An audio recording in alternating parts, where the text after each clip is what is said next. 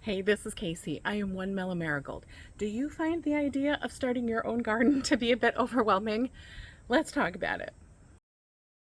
Hey folks, I'm so glad you stopped by. Lots of folks don't start gardening because the whole process of it seems overwhelming. Maybe you tried in the past and things didn't work out so great. Maybe you've watched a bunch of videos trying to sort of get your feet wet and figure out what it is that you want to grow. And it all just seems intimidating, and that's because it is. It can be very overwhelming. The variety that makes gardening such a fantastic hobby to begin with can also create a lot of stress for our brains.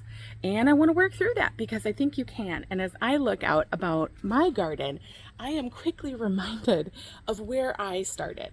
I did not have all this cool stuff and variety years ago when I first got started. I had to get there, I had to learn. So this video is part 1 of 4.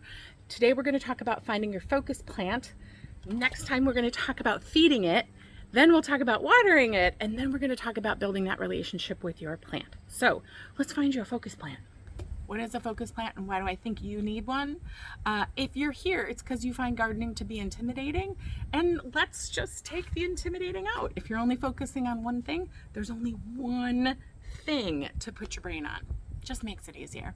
And you know, once you get a hold of that one thing, next year you're going to add another thing, and then another thing, and then another thing, until you have all the things, right? But you got to start with one.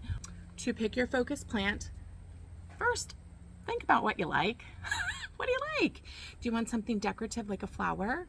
Do you want something that could feed you, like a potato or a pea? Do you want something that could be used to cook food or to make medicine, like herbs? Or do you want just something that's going to make your landscape look a little pretty? Okay, all of those things are good things, but start by thinking about what's important to you. Don't worry about what's important to everybody else, just what's important to you, what's going to motivate you to take care of that plant and to build a relationship. That's where you start. Let's start with the plants. I love sedum. Sedum for beginners is amazing. It is a perennial, it is a succulent, it'll have a little bitty flower. It's going to come back year after year after year. You will not need to do anything to this dear sweet sedum, and it's going to look great on your landscape. So push for the sedum. On the herb side, I've got my favorite herb right here with me. I love basil. I love basil. I love to eat it. I love to dehydrate it. I love to make pesto. I love how it takes care of my tomatoes. I love everything about basil, but the most wonderful thing is how easy it is to germinate and grow. Also in that category are going to be anything minty and anything like a cilantro. Those are going to be super, super, super easy growers for you. Fruits and veggies. This is my favorite area. Okay, when it comes to thinking about a fruit or vegetable for your focus plant, I'm going to give you some suggestions, but you got to make sure it's something you're going to want to eat. Otherwise, you're never going to want to grow it again, right? Right behind me, it's that potato. Grow potatoes. You're going to take a potato, you're going to put it in the dirt, it's going to grow a plant, you're going to watch the plant die, you're going to dig in the dirt and see how many new baby potatoes you got. Bing, bang, boom. Easy, super low maintenance. Peas and beans are amazing for new growers because they germinate super, super easy, and they need very little of your time and very little water, quite frankly.